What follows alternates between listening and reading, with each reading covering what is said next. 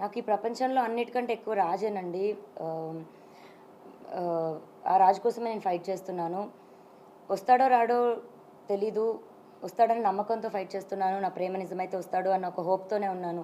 అలాంటి ఒక టైంలో నేను వచ్చి ఫైట్ చేస్తుంటే రాజని నేను చూడాలో, లేకపోతే ఇటు సొసైటీ చేసే మాటలకి చూడాలో, థంబ్‌నెయిల్స్ చూడాలో, కామెంట్స్ చూడాలో, ఇవన్నీ నేను తట్టుకోలేకపోతున్నాను. దీనికి తోడు ఈ లాయర్ నిన్న మాట్లాడిన మాటలకి వాళ్ళ పేరెంట్స్ అప్రోచ్ అయ్యారంట. మరి వాళ్ళ పేరెంట్స్ త్రూ చూస్తున్న లాయర్ మరి నాకు ఎందుకు నిన్న మాట్లాడారు, ఇవాళ పొద్దున సపోర్ట్ ఎందుకు లెటర్ నన్ను సేవ్ చేయాలని మాట్లాడారు, ఇప్పుడు ఇందాక వీడియోలో మరి నన్ను తిడుతూ మాట్లాడుతున్నారు.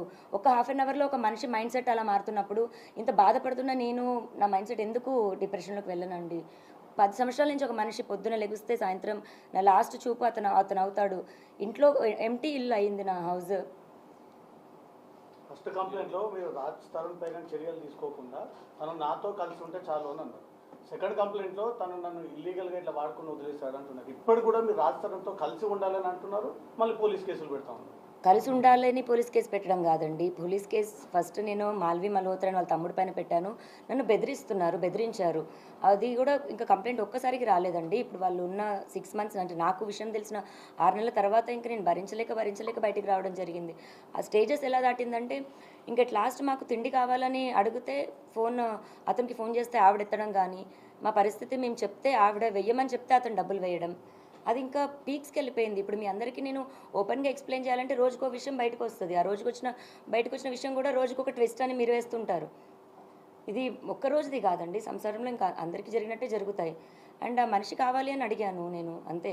ఇప్పుడు పలానా రాజ్ తరుణ్ పైన కంప్లైంట్ పెట్టాలనలేదు, మాల్వి మల్హోత్రా పైన వాళ్ళ తమ్ముడి పైన పెట్టాను. వాళ్ళిద్దరితో నీకేం సంబంధం అన్న దగ్గర అఫ్కోర్స్ రాజు పేరు చెప్పాలి.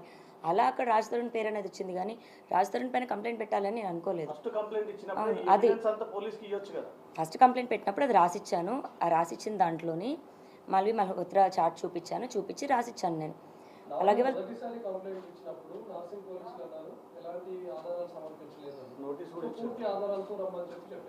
సెకండ్ టైం మీరు వెళ్ళినప్పుడు ఆల్మోస్ట్ 150+ ఫోటోగ్రాఫ్స్ ఎవిడెన్స్ అన్ని కూడా మీరు సబ్మిట్ చేసినట్టుగా తెలుస్తుంది.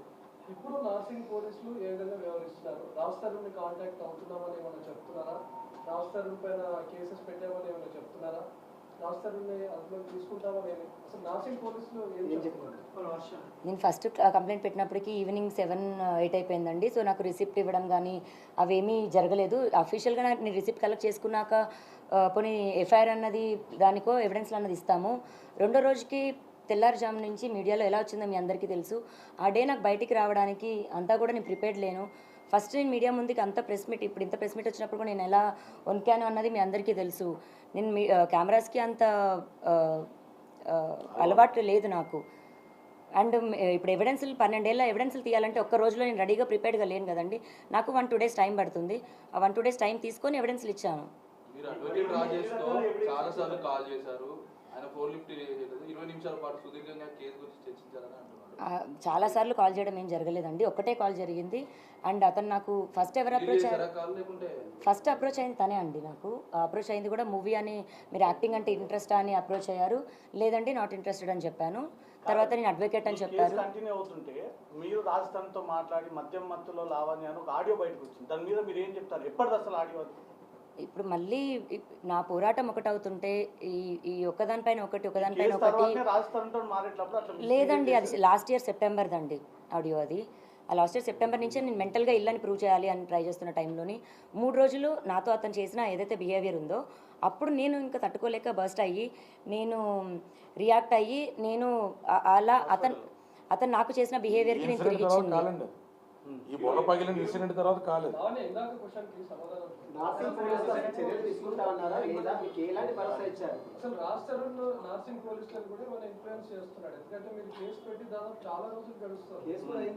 అది మీరు పోలీసులను అడిగితే బాగుంటుందేమో అండి. నేను అడిగాను, వాళ్ళతో టచ్లో ఉన్నాను. స్టేట్మెంట్ అన్నది ఇవాళ కూడా మేము ఇవ్వాల్సి ఉంది. 3 o'clock స్టేట్మెంట్ కూడా రికార్డ్ చేస్తున్నారండి. సోమవారానికి అతని మీద ఏం చర్యలు తీసుకున్నారనేటువంటిది, లేదా అతను యాంటిసిపేటరీకి కానీ క్వాషిక్ కానీ వెళ్తున్నాడు అనేటువంటి వివరాలు ఈ లోపల వాళ్ళ ఒక టీంని కాన్స్టిట్యూట్ చేస్తా అన్నారు. రాజ్ తరుణ్ వేరే బోర్డ్స్ అయితే ప్రస్తుతానికి వాళ్ళకి అందుబాటులో లేవనేటువంటిది మా అడ్వకేట్స్కి ఇచ్చినటువంటి వివరణ. ఆ డిఏ గాని 3 కలుస్తుంది.